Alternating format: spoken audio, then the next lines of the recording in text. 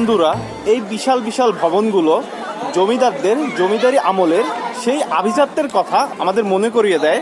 ঝড় তুফান বৃষ্টি বাদল এগুলো সব উপেক্ষা করে কালের সাক্ষী হয়ে এখনো টিকে আছে জমিদার বাড়ির এই ভবনগুলো।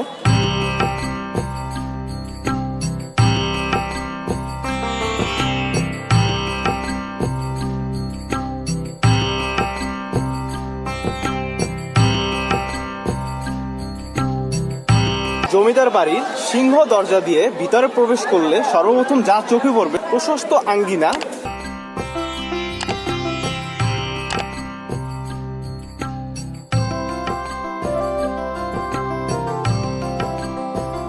পুরো জমিদার বাড়ির চত্বরটি এমন উঁচু উঁচু প্রাচীর দ্বারা ঘেরাও করা।